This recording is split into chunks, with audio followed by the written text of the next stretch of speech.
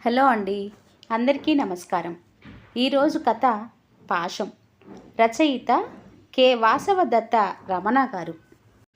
అమ్మా, తాతయ్య వచ్చాడు. రాఘవయ్యని చూస్తేనే 8 ఏళ్ల మనవరాలు కీర్తి ఆయన చెయ్యి పట్టుకొని గెంతుతూ సంబరంగా అంది. సర్లే, ఆయన కూతురు ప్రభ లోపలి నుండి అంది కానీ బయటికి రాలేదు. 10 నిమిషాలు గడిచాయి. ఆలోచిస్తూ అలాగే హాల్లో ఒంటరిగా నిలబడిపోయాడు. దా కూర్చో, అమ్మ వస్తుందిలే. తాతయ్య, మరి నాకేం తెచ్చావు? పూతరేకులు తెచ్చావా? కీర్తి అడిగింది. రాఘవయ్య మనవరాలిని ఆప్యాయంగా దగ్గరికి తీసుకుని చేతిలో బ్యాగు పక్కకు పెట్టి చెమట తుడుచుకుంటూ అలసటగా సోఫాలో కూర్చున్నాడు. సంచిలో నుండి అరిసెలు, సున్నుండలు, పూతరేకులు తీసి మనవరాలికి ఇచ్చాడు. ఆయనకు చాలా దాహంగా ఉంది. తాతయ్య, పూతరేకులు చాలా బాగున్నాయి, నాకు ఇంకా ఇంకా కావాలి అని తింటూ కళ్ళు గుండ్రంగా తిప్పుతూ అంది. అలాగే అమ్మా, మళ్ళీ వచ్చినప్పుడు తెస్తానులే అంటూ మనవరాలి తల నిమురుతూ ఆమె వంక ఆపేక్షంగా మురిపెంగా చూశాడు. కాసేపు కబుర్లు చెప్పి హోంవర్క్ చేసుకుంటాను తాతయ్య అంటూ కీర్తి లోపలికి వెళ్ళిపోయింది. ప్రభ బయటకు వస్తుందేమో అని రాఘవయ్య లోపలికి తొంగి చూశాడు. కానీ ఆమె రాలేదు. ఏం చెయ్యాలో అతనికి పాలుపోలేదు. చివరికి అమ్మా ప్రభా అని పిలిచాడు. ఆ పిలుపుకి ఆమె రాలేదు. కానీ పని మనిషి బయటకు వచ్చి, అమ్మగారు వేరే పనిలో ఉన్నారు, మిమ్మల్ని ఆ గదిలోకి వెళ్ళమన్నారు, భోజనం నేను ఆ గదిలోకి తీసుకొస్తాను అంది. ఆయన ఉసూరుమంటూ లేచి మెట్ల కింద ఉన్న చిన్న గదిలోకి వెళ్ళి మంచం మీద కూర్చున్నాడు. దుప్పటి బాగా మాసిపోయింది. చాలా కాలంగా వాడుతున్నట్టు లేదు. ఫ్యాన్ గాలి పెంచాడు కానీ గాలి సరిపోవటం లేదు. ఆ గదికి కిటికీ కూడా లేదు. అలికిడికి తల తిప్పి చూస్తే పని మనిషి వచ్చి ఆయన బ్యాగ్ లోపల పెట్టింది. ఆమె వంక చూస్తూ మళ్ళీ నీళ్ళ విషయం మర్చిపోయి అప్రయత్నంగా కాస్త దుప్పటి మారుస్తావమ్మా అన్నాడు. ఆ అమ్మాయి ఆయన వంక ఎగాదిగా చూసింది. పోనీ మంచినీళ్ళు ఇస్తావా అని అడుగుదామనుకున్నాడు కానీ ఆ మాట ఆయన గొంతులోనే ఉండిపోయింది. నిర్లక్ష్యంగా తలుపులు దగ్గరికేసి వెళ్ళిపోయింది. రాఘవయ్యకి తన మీద తనకే జాలి వేసింది. తన బాల్యం, తను పుట్టి పెరిగిన ఊరు, రెండో కూతురు శ్రీలత ఇల్లు, తన గతం ఆయనకి కళ్ళ ముందు కదిలాడాయి. నాన్న, నాకు పండక్కి కొత్త డ్రెస్ కొనివ్వాలి గారంగా అంది శ్రీలత. నాన్న, దానికేం కొనొద్దు, నాకు మట్టుకు నీలం రంగు పట్టులంగా కొనాలి పట్టుదలగా అంది ప్రభ. అలాగేలేమ్మా, దానికి కొనొద్దు అని అనకూడదు, నాకు కావాలి అనాలి. మీ ఇద్దరికీ కొంటాను, సరేనా? నవ్వుతూ అన్నాడు రాఘవ. ఆ మాటలకి ఇద్దరి ముఖాలు పుచ్చ పువ్వుల్లా వికసించాయి. పిల్లల్ని చూసుకొని మురిసిపోవటం, ఈ సంబరం అంతా బాగానే ఉంది కానీ ముందు ప్రభకి మంచి సంబంధాలు వెతకాలి, అది పెళ్ళిడికొస్తుంది అంది రాఘవ భార్య భ్రమరాంబ. ఎందుకమ్మా నా పెళ్ళికి అంత తొందరపడుతున్నావు? నేనేమి ఇప్పుడు పెళ్లి చేసుకోను అంది ప్రభ కోపంగా. పెళ్లి చేసుకోమని నిన్ను మేము అడిగేదేమిటి? తల్లిదండ్రులు తెచ్చిన సంబంధం నువ్వు బుద్ధిగా చేసుకోవాలి కానీ కూతురు వంక చురుగ్గా చూస్తూ అంది భ్రమరాంబ. రోజులు మారాయిలేమ్మా వెటకారంగా అంది ప్రభ. కూతుర్ని వారించబోయాడు రాఘవ. ఎంత నచ్చజెప్పినా పెళ్ళికి సంబంధాలు చూడడానికి ప్రభ ఒప్పుకోలేదు. పట్టుదలగా చదివి టీచర్ ట్రైనింగ్ పాస్ అయి గవర్నమెంట్ స్కూల్ టీచర్ ఉద్యోగం కూడా తెచ్చుకుంది. కూతురు ఉద్యోగస్తురాలైన రోజు రాఘవ సంబరంతో ఉప్పొంగిపోయాడు. తానేమో పల్లెటూరులో ఒక చిన్న సన్నకారు రైతు. తరతరాలుగా వ్యవసాయం చేస్తున్న తమ కుటుంబంలో తన కూతురే తొలి ఉద్యోగస్తురాలు కావడంతో అతని ఆనందం అంబరాన్ని అంటింది. ఊరంతా మిఠాయిలు పంచి తన సంతోషాన్ని అందరితోనూ పంచుకున్నాడు రాఘవ. కానీ ఆనందం ఎంతో కాలం నిలవలేదు. ప్రభ మాటల్లో చేతల్లో మార్పు వచ్చింది. షోకులు వంటబట్టాయి. తల్లిదండ్రులు పల్లెటూరు వాళ్ళని చులకన భావం చూపించటం మొదలుపెట్టింది. వాళ్ళని ధిక్కరించింది. ఓ డబ్బున్న వాడిని ప్రేమించింది. అతన్నే పెళ్లి చేసుకుంటానని పట్టుపట్టింది. తల్లిదండ్రులు నిరాశ నిస్పృహాల్లో మునిగిపోయారు. అతడు మంచివాడే కావచ్చు, కాదనను, కానీ వాళ్లతో తూగే తాహత నాకు లేదమ్మా. అతని తల్లిదండ్రులకి బోలెడు గొంతెమ్మ కోరికలున్నాయి. నీనా చిన్నకారు రైతుని బాధగా అన్నాడు రాఘవ. ఏంటి నాన్న, నా కోసం సంబంధాలు వెతికి తెచ్చే పని లేకుండా చేశాను. పైగా నేను ఎంచుకున్నది కూడా మన వాళ్ళనే. నేను అన్ని పద్ధతిగా చేసినప్పుడు ఎగిరి గంతేసి వాళ్ళ అడిగిందేదో ఇచ్చి పెళ్ళి జరిపిస్తావనుకున్నాను, కానీ ఇలా వంకలు పెడతావనుకోలేదు, నిష్ఠూరంగా అంది ప్రభ. అది కాదమ్మా, వాళ్ళు అడిగినంత బంగారం ఇచ్చి ఈ పెళ్ళి జరిపించాలంటే 10 లక్షలు దాకా ఖర్చవుతుంది. అంత డబ్బు మన దగ్గర ఎక్కడ ఉంది? మన పరిస్థితి నీకు తెలిసిందే కదా అన్నాడు. అలా అనుకుంటే 2 ఎకరాల పొలం అమ్మేయాలి నాన్న, అంది ఏమాత్రం తడుముకోకుండా. కూతురు వంక దెబ్బతిన్నవాడిలా చూశాడు రాఘవ. ఆయనకి నోటమాట రాలేదు. కూతురు మాటలకు భ్రమరాంబ మండిపడిపోయింది. ఏంటే, నువ్వు ఏం మాట్లాడుతున్నావో నీకు తెలుస్తుందా? మనం తరతరాలుగా సేద్యం చేస్తున్న పొలమే అది. మనకి పొలం ఉన్నది సాగు చేసుకోవడానికి, దుక్కి దున్ని పంట పండించడానికి కానీ అమ్ముకోవడానికి కాదు. పొలాన్ని అమ్మడం అంటే కన్నతల్లిని అమ్ముకోవడం కన్నా హీనం. మన తాహతకు తగ్గ సంబంధం నాన్న చూస్తారు. బుద్ధిగా చేసుకో, అంతేకాని పిచ్చి పిచ్చిగా మాట్లాడకు, అంది ఆయాసపడుతూ. భ్రమరా, నీకు అసలే ఒంట్లో బాలేదు, అంత కోపం తెచ్చుకోకు. ప్రభకి నేను నచ్చ చెబుతాలే అంటూ భార్యని వారించాడు రాఘవ. నేను ఎవరి మాట వినదలుచుకోలేదు నాన్న, ఆ అబ్బాయినే పెళ్లి చేసుకుంటాను. ప్రభ తల్లిదండ్రుల వంక తిరస్కరంగా చూస్తూ చెప్పింది. ఎంత చెప్పినా ప్రభ వినకుండా మొండికేసింది. చివరికి రాఘవ తనకున్న 6 ఎకరాల పొలంలో 2 ఎకరాలు అమ్మక తప్పలేదు. పెద్దదానికి పెళ్ళి ఎలా చేశారో చిన్నదానికి అలాగే చెయ్యాలనడంతో మరో 3 ఏళ్లకు శ్రీలత పెళ్లి కోసం ఇంకో 2 ఎకరాలు అమ్మక తప్పలేదు. కూతుళ్ళ పెళ్ళిళ్ళు చేసి అమ్మయ్య బాధ్యతలు తీరాయని ఆనందపడేలోపు భ్రమరాంబ అనారోగ్యంతో కన్నుమూసింది. 60 ఏళ్లకు వచ్చి రాఘవ కాస్త రాఘవయ్య అయ్యాడు. 60 ఏళ్ల వయసులో భార్య లేకుండా ఒంటరి జీవితం గడపటం ఎంత కష్టమో ఆయనకి అనుభవం అయ్యింది. ఇన్నేళ్లుగా పొలానికి వెళ్ళటం, ఇంటికి తిరిగి రావటం ఒక్కటే రాఘవయ్యకు తెలుసు. ఇంటి పనులు, వంట పనులేమీ ఆయనకి అలవాటు లేదు. రోజులు గడుస్తున్నాయి. పంట కోతకు వచ్చినప్పుడల్లా ఆడపిల్లలు వచ్చి పప్పులు ధాన్యాలన్నీ మూట కట్టుకు వెళ్తున్నారు. రాఘవయ్య అప్పుడప్పుడు వాళ్ళ ఇళ్లకు వెళ్ళొస్తున్నాడు. కానీ ఇటీవల ఎందుకో రాఘవయ్యకి ఏదో ఒక అనారోగ్యం తరచూ వచ్చి పోతున్నట్టు అనిపిస్తుంది. అది మానసికమా, శారీరకమా, లేక ఒంటరితనమా, ఆవేదనో ఆయనకే తెలియటం లేదు. కానీ రోజురోజుకి ఆయనలో మార్పులు మొదలయ్యాయి. కంటి చూపులో తేడా వస్తుంది. ఇది వరకటిలా పొలానికి వెళ్ళలేకపోతున్నాడు. పోనీ పొలం కౌలుకి ఇద్దామంటే లాభం అంతా పోతుంది. రాఘవయ్యకి రోజులు భారంగా గడుస్తున్నాయి. ఒకరోజు హఠాత్తుగా భర్త మామగారితో కలిసి తండ్రి దగ్గరకు వచ్చింది ప్రభ. నాన్న, కొత్త ఇల్లు కొనుక్కుందాం అనుకుంటున్నాం అంది. సంతోషమమ్మా ప్రభ అన్నాడు రాఘవయ్య. తీసుకున్న లోన్ డబ్బు సరిపోవటం లేదు. మావయ్య గారు మీరు కూడా మాకు కొద్దిగా డబ్బు సహాయం చెయ్యాలి అన్నాడు పెద్దల్లుడు. నా దగ్గర డబ్బు ఏముందల్లుడు గారు, తెల్లబోతూ అన్నాడు రాఘవయ్య. వియ్యంకుడు జోక్యం చేసుకొని 2 ఎకరాల ఆసామి మీరు. మేము నెల జీతం మీద బ్రతికేవాళ్ళం. మీరే అలా అంటే మేము ఇంకేం అనుకోవాలి అన్నాడు లౌక్యంగా. బావగారు, నెల పూర్తయ్యేసరికి మీకు జీతాలు చేతికొస్తాయి. అదే మాకైతే వర్షాలు సకాలంలో పడి పంట చేతికొచ్చేదాకా తిండికి, డబ్బుకి, రెంట్కి భరోసా ఉండదు. చివరికి మా జీవితాలకి కూడా భరోసా ఉండదు. ఓ ఏడాది మందు, ఓ ఏడాది విందు అన్నట్టుగా ఉంది మా రైతుల పరిస్థితి నిర్వేదంగా అన్నాడు. నాన్నా, ఇన్ని మాటలు ఎందుకు చెప్పు? నీకు ఓపిక లేదు అంటున్నావు, ఒంట్లో కూడా బాగుండటం లేదు. ఇంకా ఎన్ని రోజులు పొలం సేద్యం చేసుకుంటావు? పెద్దవాడివి అవుతున్నావు. నీకు ఉన్నది నేను, చెల్లెలే కదా. మా ఇద్దరికి చెరో ఎకరం ఇచ్చేయి. ఒక 6 నెలలు మా ఇంట్లో, ఒక 6 నెలలు చెల్లెలి ఇంట్లో ఉండు. నీకు తిండికి ఇబ్బంది కూడా ఉండదు అంది ప్రభ. కూతురు వంక దెబ్బతిన్నట్టు చూశాడు రాఘవయ్య.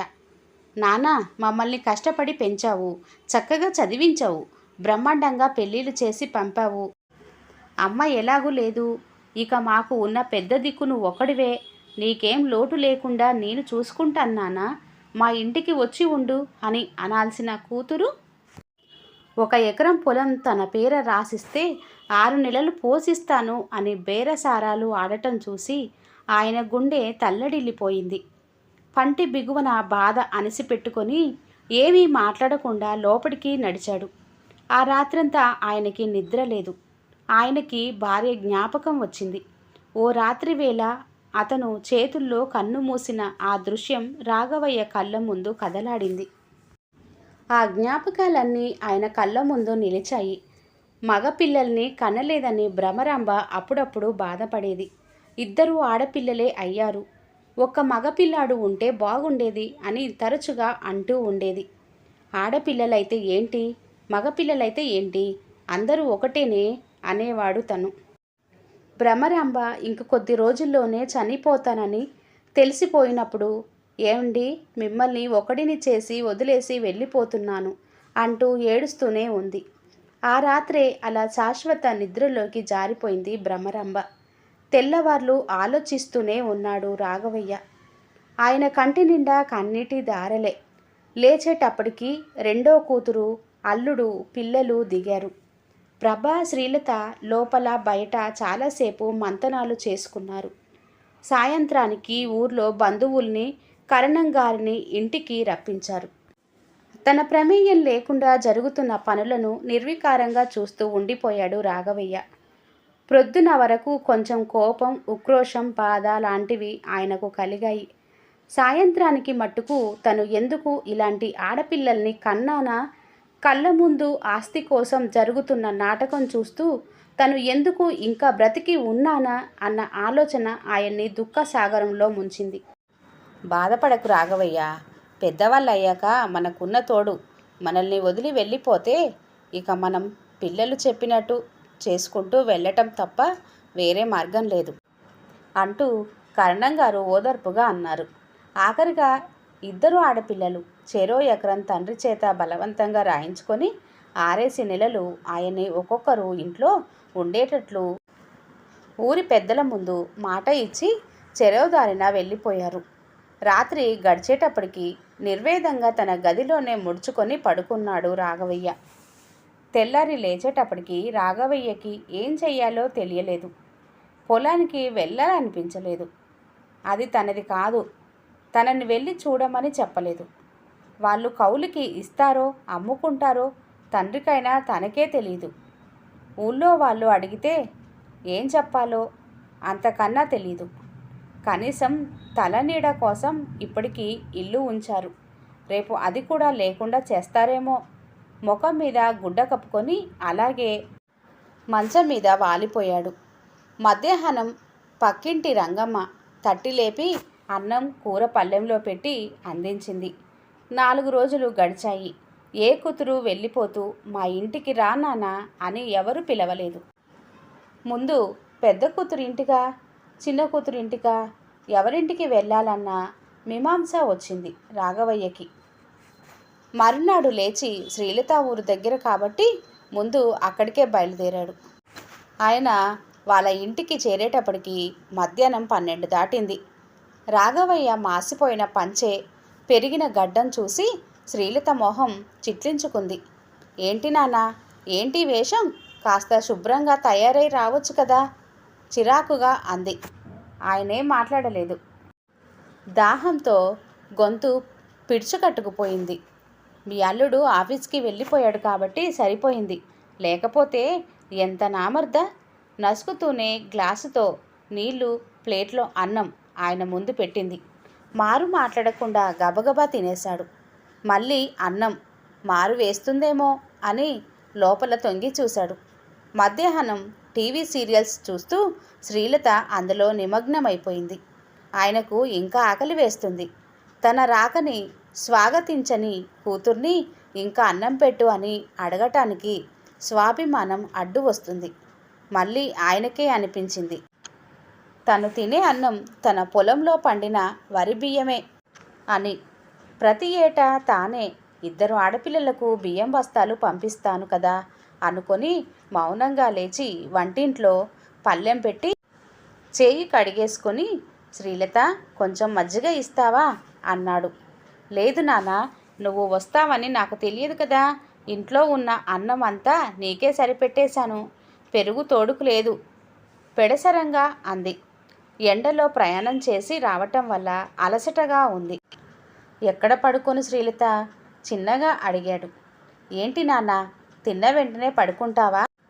అందాక ఆ వాలు కుర్చీలో కూర్చో, టీవీ నుంచి తల తిప్పకుండా నిర్లక్ష్యంగా అంది. చిన్నగా నిట్టూర్చి సంచి ఓ వారన పెట్టి పక్కనే కుర్చీలో వాలాడు. 10 నిమిషాల్లో ఆయనకు గాఢంగా నిద్ర పట్టేసింది.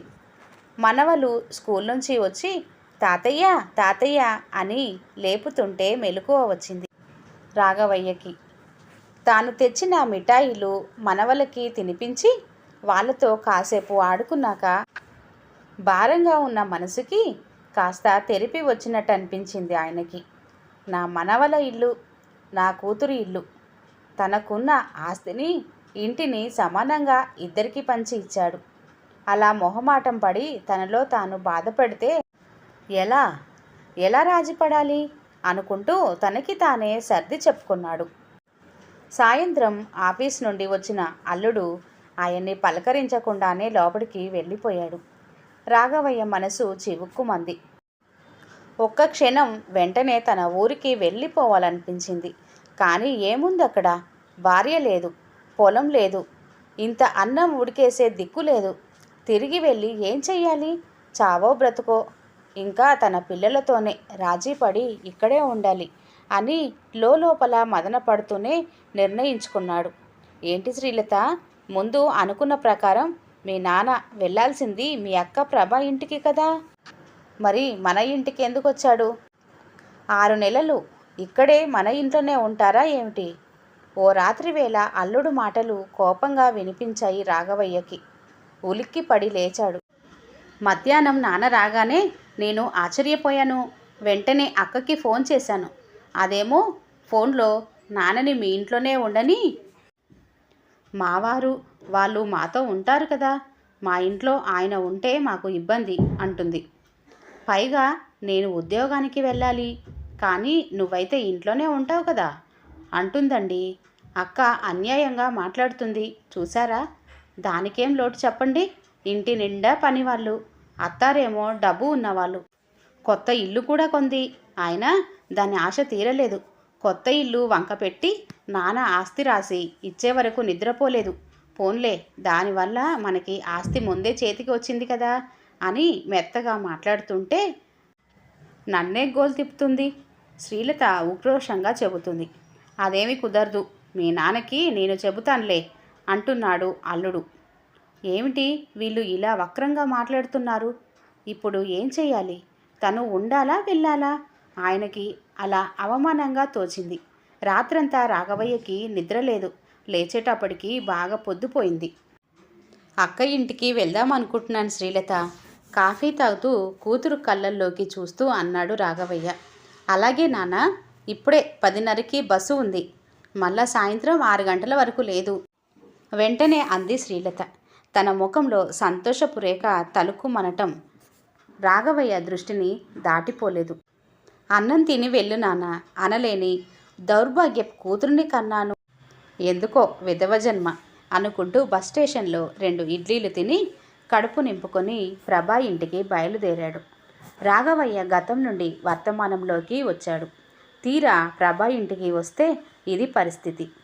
రోజంతా ఎండలో సేద్యం చిందిస్తూ దుక్కి దున్నే రైతు తను అందరికీ 4 గింజలు పంచటమే తెలుసు, కానీ ఎంత విపక్త పరిస్థితుల్లోనూ ఎవరి ముందు చెయ్యి చాపి అడగని రైతు తాను 2 కూతుర్లు ఏరు దాటి తెప్ప తగిలేసినట్లు తనని, తన ప్రేమను, తన ఆస్తిని అంతా వాడుకొని తనని తన్ని తగిలేశారని అర్థమైంది రాఘవయ్యకి. ఏదో ఇంత అన్నం పెట్టి ఆదరిస్తే శేష జీవితాన్ని సామాన్యంగా ఆయన వాళ్ళ ఇళ్లలో ఉండి గడిపేద్దామని రాజీపడి సొంత ఊరు, ఇల్లు, వ్యవసాయం అన్నీ వదిలేసి అంగలారుస్తూ వచ్చాడు. కానీ ఏం జరిగింది? ఏ పాశం కూడా తనని వాళ్ళ దగ్గరికి చేరనీయలేదు. ఆస్తులు పంచుకున్నారు, కానీ బాధ్యతలను పంచుకోలేదు. కొడుకులైతే ఏమి, కూతుర్లైతే ఏమి, ఈ రోజుల్లో అందరూ ఒకేలాగే ఉన్నారు. మరి ఇప్పుడు తను ఏం చేయాలి? ఇలా ఎంతకాలం తనలా మనసు చంపుకొని బ్రతకాలి? అలా అని తిరిగి తన ఊరెళ్తే నలుగురు తన పరిస్థితిని చూసి నవ్విపోతారు.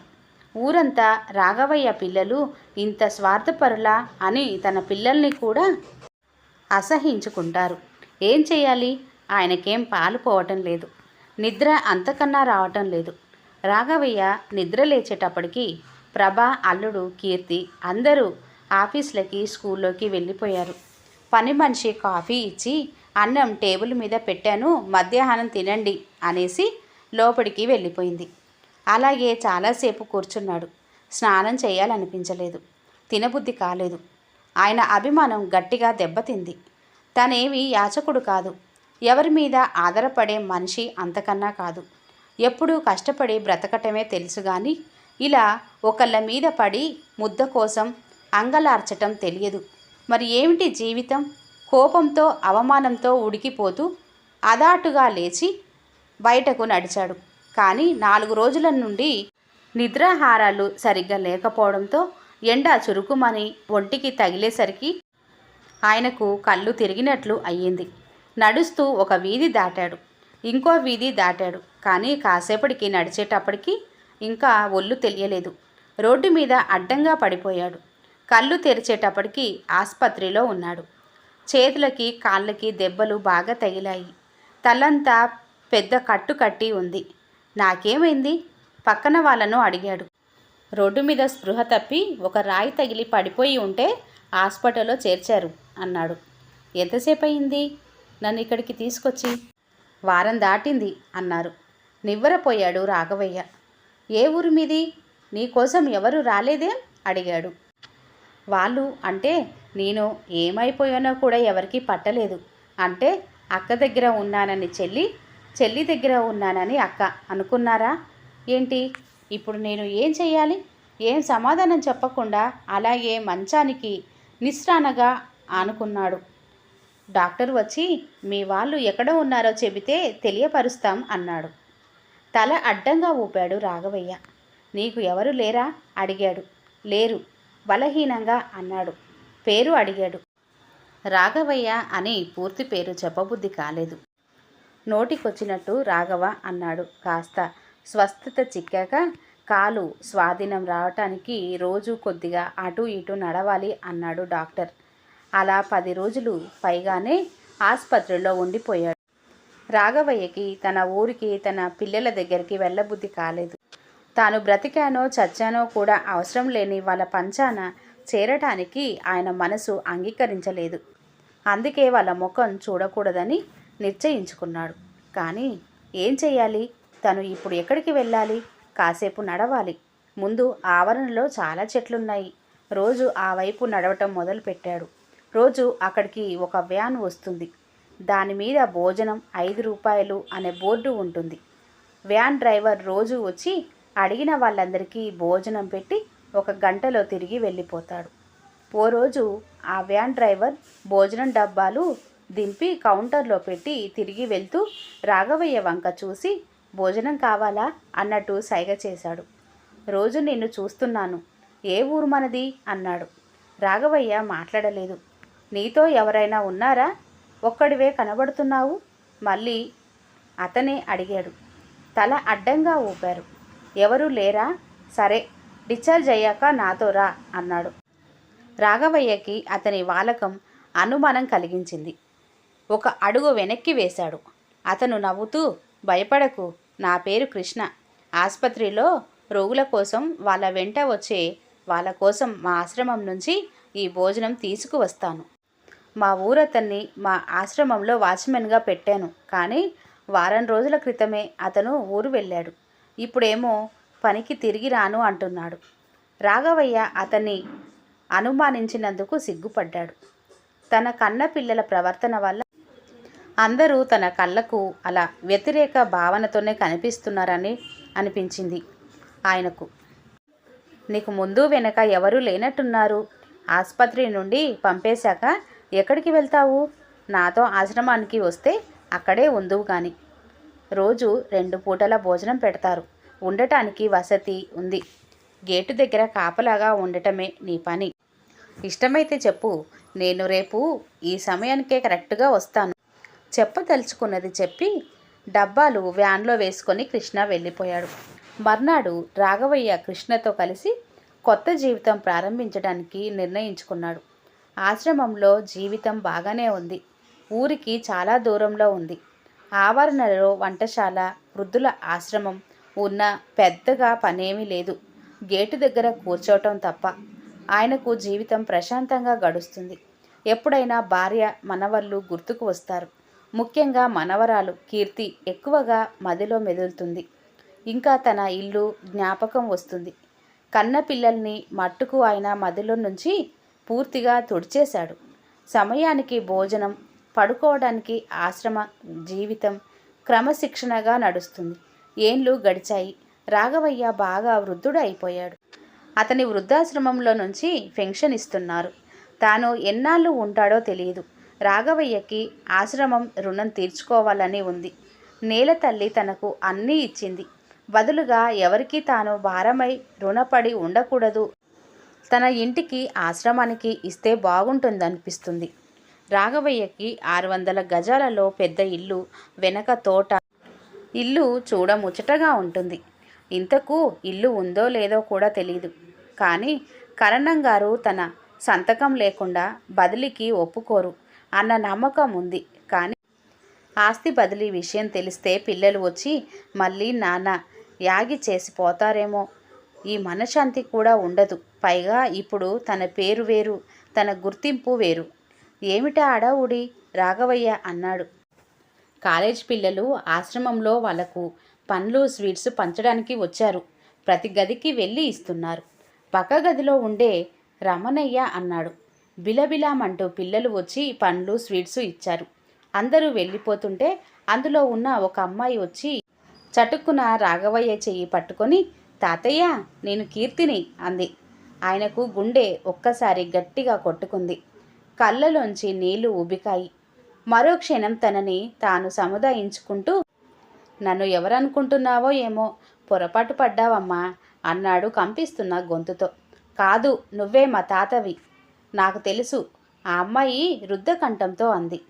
ఆయన చేతిని వదలకుండా రాఘవయ్య ఆ అమ్మాయి వంక తేరీపార చూస్తూ ఏవో జ్ఞాపకాలను తడుముకోసాగాడు. మీ తాతయ్య పేరేమిటి? అడిగాడు రమణయ్య ఆసక్తిగా ఆ అమ్మాయి వంక చూస్తూ. మా తాత పేరు రాఘవయ్య. ఈయన పేరు రామయ్య. ఆయన మీ తాత కాదులే అన్నాడు. ఈయన మా తాతే, నాకు తెలుసు. మా తాత కోపం వచ్చి ఇంట్లోంచి వెళ్ళిపోయాడు. మా తాతయ్య కోసం అన్ని చోట్ల వెతికాం. మా అమ్మ వాళ్ళు, పిన్ని వాళ్ళు పోలీస్ కంప్లైంట్ కూడా ఇచ్చారు. కానీ తాత ఎక్కడ దొరకలేదు.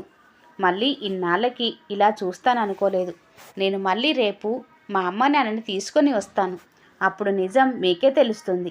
ఏడుస్తూ రాఘవయ్యని వెనక్కి చూసుకుంటూ వెళ్ళిపోయింది. రాఘవయ్య కీర్తిని గుర్తుపట్టిన ఆనందంతో తలా మునకలయ్యాడు. మనవరాల్ని కనుమరిగే వరకు చూస్తుండిపోయాడు. ఆ రాత్రి నిద్రపోయే ముందు రాఘవయ్యకి మనసు ప్రశాంతంగా, సంతోషంగా అనిపించింది. ఇన్నాళ్ళు కన్నపిల్లలు బ్రతికానో లేదో కూడా వెనక్కి తిరిగి చూడలేదు. కట్టుకున్న భార్య ఎప్పుడో వదిలి వెళ్ళిపోయింది. కానీ ఇన్ని సంవత్సరాల తర్వాత కీర్తి రూపంలో బ్రహ్మరాంబ రూపం మళ్ళీ ఆయన కంటే కనిపించింది. నేనున్నాను అంటూ ఆప్యాయంగా, భరోసాగా ఆయన చెయ్యి పట్టుకుంది. మళ్ళీ నీ కోసం తిరిగి వస్తాను అంటూ ప్రేమ జల్లులు కురిపించింది. నువ్వే మా తాతవు అంటూ తన భ్రమరాంబ మనవరాలు రూపంలో సంతోషపు మెరుపుల్ని హృదయానికి తాకించింది. కోడిగట్టిన తన జీవితంలో ఆనందపు వెలుగుల్ని విరజిమ్మింది. నాకింకా ఏ కోరికలు లేవు అనుకుంటూ ఆయన తృప్తిగా నిద్రపోయాడు. తెల్లారి రాఘవయ్య నిద్ర లేవలేదు. ఆయన పెదాల మీద చిరునవ్వు చెరగలేదు. రాఘవయ్య ఎడమ చేతిలో తన ఇంటిని ఆశ్రమం పేరిట వ్రాసిన తెల్ల కాగితపు వీలునామా రెపరెపలాడుతుంది. రాఘవయ్య అన్న పెద్ద సంతకం మీద సూర్యకిరణం పడి మెరుస్తుంది. ఆయన కుడి చేతిలో కీర్తి కోసం రాత్రి చీకట్లో వెళ్ళి తీసుకువచ్చిన పూతరేకులు పొట్లం భద్రంగా ఉంది. మనవరాలు తన కోసం తిరిగి వస్తుందన్న భరోసా, ఆ రక్తపాశం వెనక్కి లాగుతుందన్న సత్యం ఆయన చిరునవ్వు వెనక విజయ గర్వంలా తొంగి చూస్తూనే ఉంది. ఈ కథ ఇంతటితో సమాప్తం. తిరిగి మరలా మంచి కథతో మరలా కలుద్దాం. అంతవరకు సెలవు. నమస్తే.